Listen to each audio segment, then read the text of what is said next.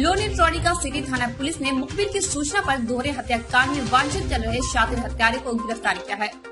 Press वार्ता में ग्रामीण एसपी डॉक्टर इरज राजा ने बताया कि सोमवार को मुखबिर ने पुलिस को सूचना दी कि दोहरे हत्याकांड में वांछित चल रहे आरोपी कासिम बिहार कट के पास घूम रहा है। पुलिस ने तुरंत मौके पर पहुंचकर हत्यारे को गिरफ्तार कर लिया। पूछताछ में हत्यारे ने बताया कि उसे पैसों की बहुत जरूरत थी और उसे पता था कि नईमुल हसन के पास घर पर पैसे रखे हैं।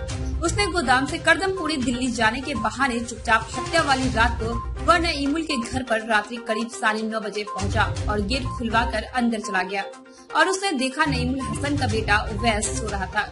कुछ देर टीवी देखकर हम लोग भी सो गए थे। सुबह करीब 3 बजे नईमुल जगा, तब मैं भी जग गया। नईमुल टॉयलेट चला गया और मैं ऊपर जाकर पंखा और चाकू जो मैंने पहले से ही देखा हुआ था ऊपर से ले आया और अपनी चारपाई पर लेट गया। नईमुल भी टॉयलेट से निकलकर अपनी चारपाई पर सो गया और चादर ओढ़ ली। तब मैंने पंखे से लटे हुए नईमुल हसन के सिर पर 4 बार प्रहार किया और चाकू से उसका गला काट दिया। तभी उवैस ने जाकर मुझे पहचान लिया तो मैंने उसका मुंह बिछकर उसका गला काट दिया।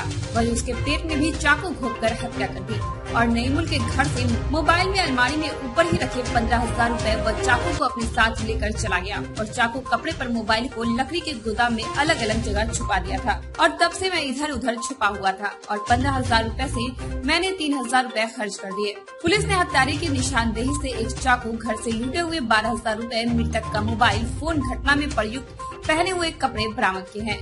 हत्यारे की पहचान मरोज पुत्र चांद कुमार निवासी ग्राम मिर्जापुर सोहरा थाना बिलसी जनपद बदायूं, हाल पता राम पार्क लकड़ी मार्केट के रूप में हुई है। पुलिस ने हत्यारे को जेल भेज दिया है। मर्डर हुआ था, ब्लाइंड मर्डर था और एडीजी सर भी मौके पर पहुंचे थे। किस तरीके से पुलिस ने खुलासा किया है और अपराधी कौन है और किस रीजन हत्या की थी?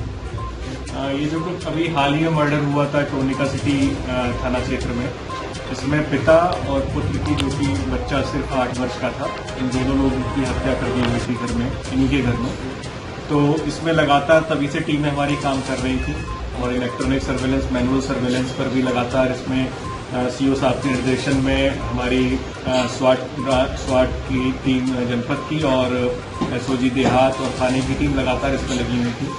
तो इसमें सफलता अंततः प्राप्त हुई और इसमें दोनों लोग की हत्या करने वाला महरोज, जो कि रिश्ते में भतीजा लगता है और इसकी दुकान पर, मृतक की दुकान पर ही काम करता था, नईमुल की दुकान पर, तो ये अरेस्ट हुआ है और पूछताछ में इसने काफ़ी अहम जानकारियां बताई, किस तरह से इसने ये घटना करी थी, वो सब चीज़ें इसने हमको बताई। ये घटना वाली रात को लगभग 10 साढ़े 10 बजे के आसपास ये घर पर पहुंचा, क्योंकि रिश्ते में भतीजा लगता था और घर में आता जाता रहता था। इसने घर में जाके ये बोला कि चाचा मुझे आज मेरे पिताजी कहीं ले जाएंगे, मुझको वापस घर ले जाएंगे, तो मुझे आज यहीं पर रुका लो वरना मुझे अपने घर ले जाएंगे। इसके दिमाग में पहले से था, क्योंकि कुछ लगभग 4.25 लाख के आसपास रुपए जो मृतक है उसके पास आए थे किसी डील के बाद, तो इसकी नज़र उसी पर थी। इसने सोचा था कि नईमुल को मार के वो पैसे घर में से लेके चला जाएगा, तो उसी उद्देश्य से ये आया।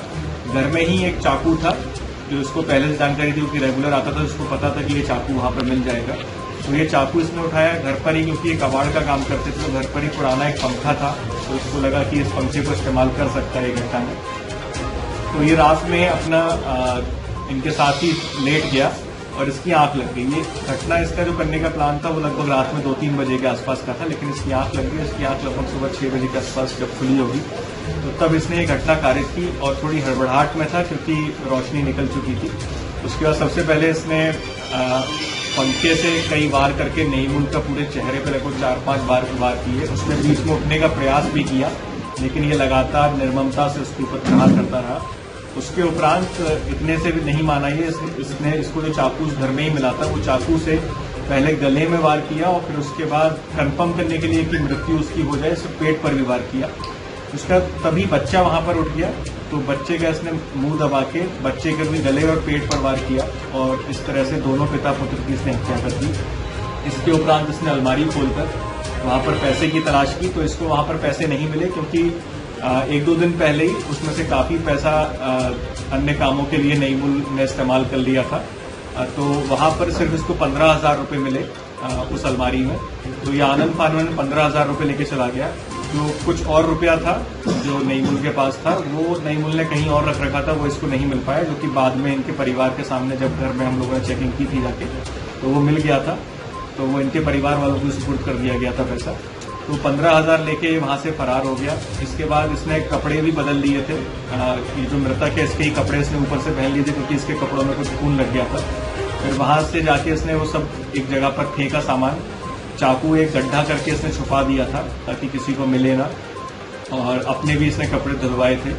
तो चाकू भी इसने 2-3 बार धोया, पहले उसी मृतक के घर में ही धोया और बाद में भी धोया वहां पर जाके। फिर वहां पर अपना नॉर्मल जो गोदाम है, जो दुकान है इन लोग की, वहां पे जाके नॉर्मल अपना बैठ गया। फिर इसको जब जानकारी मिली इन लोग के माध्यम से कि ऐसी घटना हुई है, तो ये पूरा नाटक करते हुए वहां पर पहुंचा और पूरे सब चीज़ों में, चाहे पोस्टमार्टम हो, चाहे सब चीज़ों में, और लास्ट तक जब तक पूरा क्रियाक्रम हुआ, पूरे एंड तक ये साथ में ही रहा और इस तरह से इसने शो किया जैसे इसको कोई भी जानकारी नहीं थी। तो बहुत ही शातिराना तरीके से इसने ऐसा किया। और भी जब पुलिस ने पूछताछ की तो उसमें भी काफ़ी देर तक ये गुमराह करता रहा, दूसरे लोगों के नाम लेता रहा, लेकिन अंततः मैनुअल इलेक्ट्रॉनिक सर्वेलेंस का बहुत अच्छा इस्तेमाल किया गया इस पूरे केस में। बहुत ही अच्छा काम किया सीओ साहब के निर्देशन में सभी टीमों ने। सर, इसका कोई ऐतिहासिक आपराधिक रिकॉर्ड कुछ नहीं? इसका कोई भी आपराधिक रिकॉर्ड नहीं है। ये बस सोच रहा था कि ये रुपया अगर इसके यहाँ से मिल जाएगा तो उस रुपये से अपना कुछ काम वाम शुरू करने का सोच रहा था। तो हड़बड़ाहट में उसने घटना मतलब सोच के गया था कि सिर्फ पिता को मारेगा नहीं बोलते, लेकिन बच्चे को भी इसने मार दिया हड़बड़ाहट में। सर, हत्या के मामले में कहीं और घटना करने का प्लान पहले किया था, जो पूछताछ में पता चला है। यहाँ पे ना करके कहीं और भी करने का प्लान है, क्योंकि ये कुछ इस तरह का इसका जो टेंडेंसी है, इसका जो दिमाग है इस तरफ चलता है, थोड़ा क्रिमिनल माइंडसेट का है, जिस तरह से कहानियां बनाता है, सारी चीजें करता है। तो वाकई में मतलब बहुत अच्छी सफलता है सभी टीमों में, जो लगातार लगकर हम लोग लगातार इस पर लगे रहे कई दिन तक और इसको केस को खोला। कि पूरी तरह से ब्लाइंड केस था और वहाँ पर ना कोई सीसीटीवी था ना कुछ था।